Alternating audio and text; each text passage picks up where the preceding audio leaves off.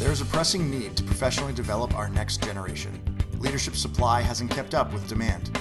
We need to invest in individuals who will be ready to fill mission-critical roles and lead our organizations. Next Gen Leaders is a collaborative community of seasoned consultants focusing on building an integrated approach to learning and development. We're delighted to introduce you to one such member of our team. I'm Alan Hirsch, and I'm excited to be here with Ritu Bhasin, and we're talking about cultural intelligence. So tell us about cultural intelligence. So Alan, I'm very excited about cultural intelligence in the leadership and diversity work that I'm now doing with clients. Cultural intelligence really builds on emotional intelligence concepts, but has a very strong root in the understanding of culture. So CQ, as we often call it, is both the ability to connect with people across similarities, but more importantly, adapt and adjust across difference, and in particular, cultural differences. To have a more developed or heightened cultural intelligence, you really need to start with having high self-awareness to better understand others, which leads to social awareness.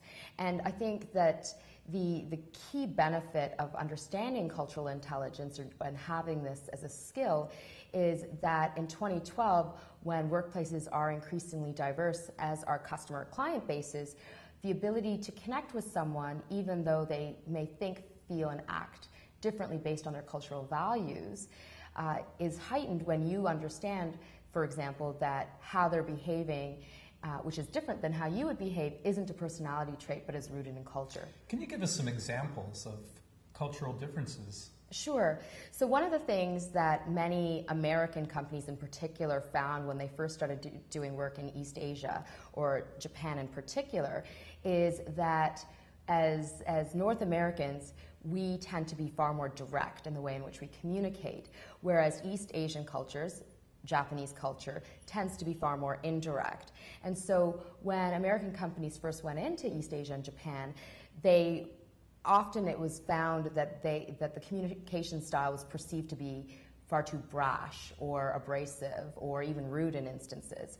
And what we have now learned in doing business internationally is that because we favor more of a direct communication style, which isn't wrong or right, it just is, that we need to work on adapting how we communicate in order to better connect and build relationships in cultures which are more indirect. And this helps from a customer or client relationship building perspective, but I also perceive this in many instances in a talent management context. So you work with companies to help build cultural intelligence and work with individuals. What does that work look like? What are the kind of things that you do with them? Mm-hmm. So a company that would want to do more CQ programming would develop both training workshops around cultural intelligence. What is culture? Who are you as a cultural being? Mm-hmm. So that you have a better understanding of who others are as cultural beings. What are the cultural differences? We in North America, in our diversity and inclusion work or our leadership work, tend to focus on what we call big C culture. Big C culture would be manifestations of culture like dress and food and art and music. And this is a great place to start in terms of better understanding what a culture is about. But what really truly matters are what are called cultural dimensions, which are the behavioral tendencies of a majority of people within a cultural group along certain behavioral constructs. So, for example, relationship tendencies. Are you group focused? Are you individually focused? Hierarchy. Are you low hierarchy? Are you high hierarchy? Communication. Do you favor a more direct approach or an indirect approach? Learning and understanding culture along those dimensions is what organizations need to focus on, because that is where the true benefit of understanding how people interact and communicate has an impact on talent management and client or customer relationship building. And what we know, and this is similar with emotional intelligence, is that in order to be truly effective in team building or relationship building, I need to be adjusting, adapting my behavior to give you what you need.